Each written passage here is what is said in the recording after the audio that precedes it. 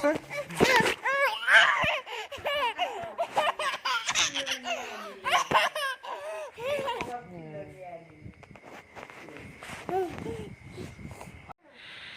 নমস্কাৰ আমি গুৱাহাটীলৈ ওলাইছোঁ আজি আমাৰ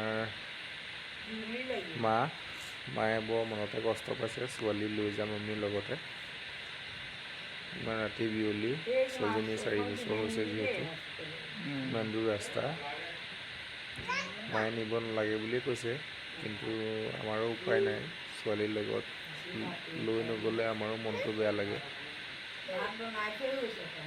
সেইকাৰণে ছোৱালী আমি লগতে লৈ ওলাইছোঁ এয়া মায়ে বৰ দুখ কৰি আছে নাতিনীয়েকক আমি লৈ যাম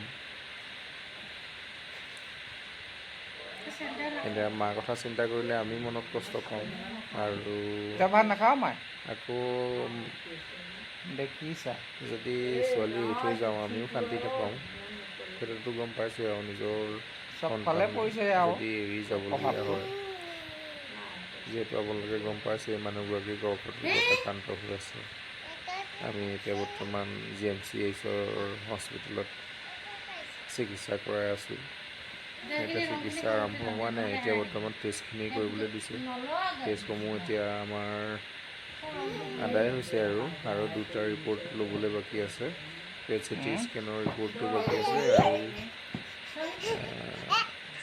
বায়োপসি ৰিপৰ্টটো ল'বলৈ বাকী আছে সেইখিনি আমি আজি ল'বলৈ সেইখিনি টেষ্ট কৰোৱা হ'ল ৰিপৰ্টকেইটা লৈ ডক্টৰক দেখুৱাম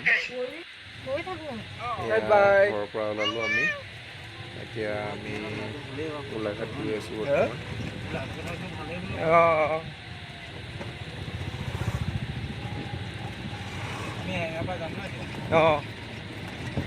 চাৰে 9টাত আছে গাড়ী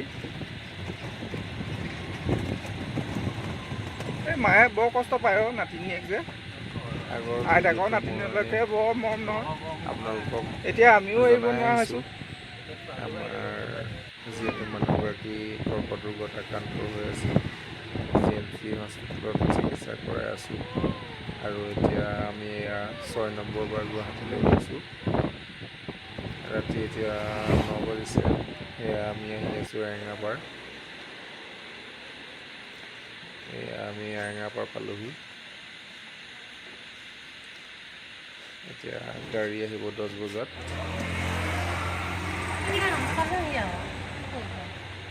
এয়া এৰেঙাপাৰ পালোহি এয়া আমাৰ গাড়ী আহিল আমি এয়া গাড়ীত উঠি গ'লোঁ এতিয়া আমাৰ যাত্ৰা গুৱাহাটী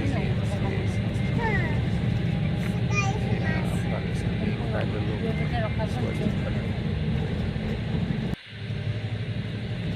আৰু এয়া আমাৰ যাত্ৰা গুৱাহাটী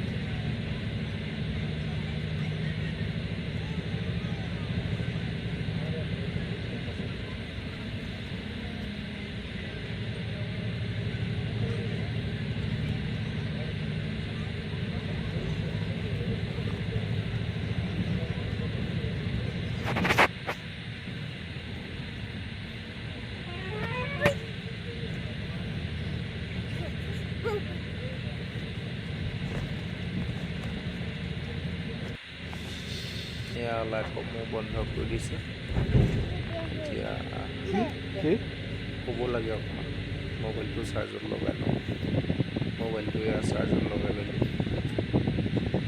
এতিয়া এয়া এনেকৈ আমি সময়টো শুনি যাবলৈ চেষ্টা কৰিম এয়া গাড়ীৰ লাইটসমূহ সোমাই দিলোঁ আৰু মোবাইলটো চাৰ্জিং লগাই এয়া আমি অকণমান টোপনি আনিবলৈ চেষ্টা কৰিছোঁ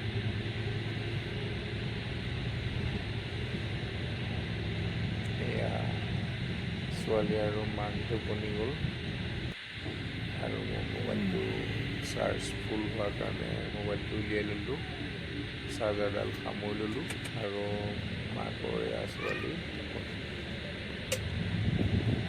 আৰু এয়া আমাৰ যাত্ৰা গুৱাহাটীলৈ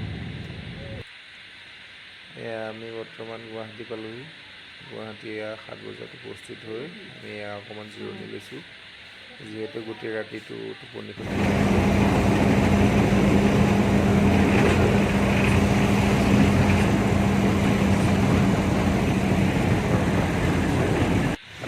আমাৰ GMC হস্পিটেললৈ থকা ভাল হয়। আৰু ইয়াৰ ৰাতি আমি চুপাৰত আহি থকা দৃশ্য। আৰু এয়া আমি GMC হস্পিটেললৈ গৈ আছোঁ। এয়া ছোৱালী মই পিছত ল'লোঁ। খাই হৈ গ'ল। এয়া কোচৰ পৰা নামি আমাক লগত এতিয়া খাই হৈ গ'ল নে? আমি আগবাঢ়িছোঁ এতিয়া GMC হস্পিটেললৈ।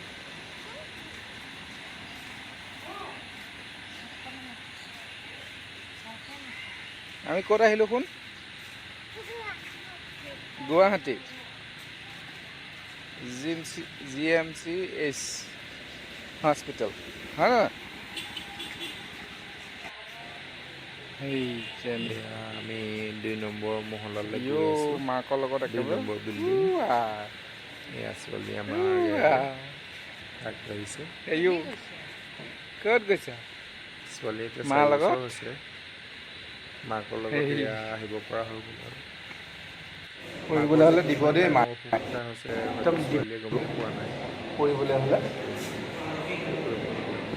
ভগৱানে আমাৰ পৰীক্ষা লৈছে বুলি ভাবিছোঁ আৰু। এয়া আমাৰ ৰিপৰ্টখিনি লৈ ডক্টৰে ওচৰত জমা দিলোঁ। যিখিনি আমাৰ ৰিপৰ্ট পাব লগা আছিলে আমি ল'লোঁ, লৈ পেলাই এতিয়া ডক্টৰৰ ওচৰলৈ ৰখি আছোঁ।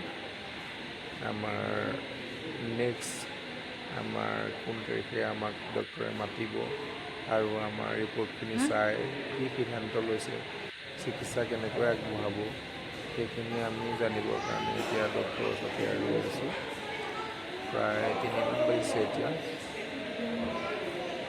আৰু আমি এতিয়া পেট CT স্কেন যিখিনি ৰিপৰ্ট আছিলে সেইখিনি দেখুৱালোঁ আৰু লগতে বায়'পছী ৰিপৰ্টটো আছিলে দেখুৱাবলৈ। সেই ৰিপৰ্টটো আজি 2টা ৰিপৰ্ট লৈ এয়া ডক্টৰক দেখুৱাইছোঁ। আৰু বাকীখিনি আগৰ পৰা আমাক দিছিলে যিখিনি ৰিপৰ্ট সেইখিনি আমি ৰিপৰ্টখিনি ল'লোঁ, টেষ্টখিনি কৰিলোঁ। আজি গোটেইখিনি টেষ্ট সম্পূৰ্ণ হ'ল কৰি আৰু ডক্টৰৰ পৰামৰ্শৰ বাবে আমি ৰখি আছোঁ। নেক্সট আমি কেতিয়া আহিব লাগিব আৰু প্ৰথম চিকিৎসা কি আগবঢ়াব ডক্টৰে আমাক জনাব। এয়া ছোৱালী টোপনি আহিছে। প্ৰায় 3 বাজি পাৰ হ'ল, 4মান বাজিলে। আমি ট্ৰেইনত অহাৰ কথা আছিলে 4টা বজাত গোলাঘাটলৈ। হাতলৈ দি দিওঁ দেই, আমি গাড়ীত আহিব উঠিবলৈ নোৱাৰিলোঁ। বিচাৰিছোঁ এতিয়া দেই। উপায় নাই, আমি ডক্টৰৰ পৰামৰ্শ লৈ নেক্সট আমি মঙলবাৰে আহিব লাগিব। ডক্টৰে এপইণ্টমেণ্ট ল'লোঁ আৰু এয়া আমি এতিয়া ISBTত ৰখি আছোঁহি। এইখন গাড়ীতে আমি গোলাঘাট যাম। গাড়ীখন মই দেখুৱাই দিছোঁ। ইয়াতে আমি টিকট সংগ্ৰহ কৰিলোঁ। এতিয়া আমাৰ দুজনৰ ভাড়া 1200 টকা। আমি এয়া গাড়ীত উঠি ল'লোঁ। গাড়ী উঠি আমি এতিয়া ঘৰলৈ উঠিছোঁ। আমি গোলাঘাটলৈ আহিছিলোঁ প্ৰথমে। প্ৰায় আমাৰ 10 বাজিব হ'ল। 10 বজাত আমাৰ গোলাঘাটলৈ যাত্ৰা আকৌ।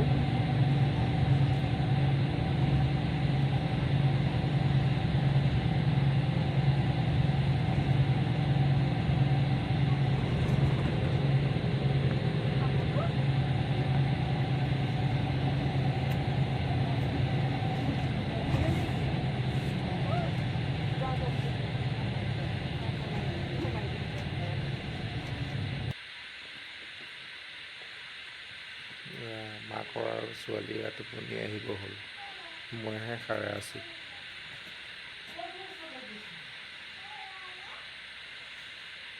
এয়া টোপনি দেই আমাৰ পেচেণ্টৰ। এয়া ছোৱালীও টোপনি।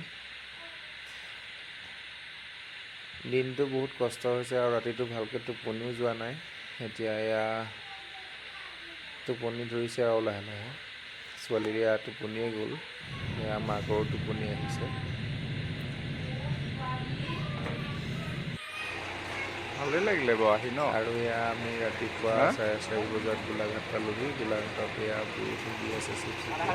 এয়া গাড়ীখন নামি আমি এতিয়া আকৌ গুৱাহাটীৰ পৰা আহিলে ইমান এখন অট' দূৰ। ল'ব লাগিব। অট'খন লৈ পেলাই এতিয়া ঘৰ মোৱাওঁ।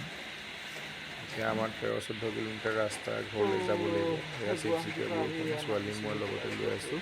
ৰাতিপুৱা ছোৱালীজনীক ইমান মহে খাইছে, বেয়া লাগিছে, উপায় নাই। বহুত কষ্টও পাইছে ছোৱালীজনীয়ে। এয়া দেখিছেনে চিপচিপীয়া বৰষুণ দি আছে।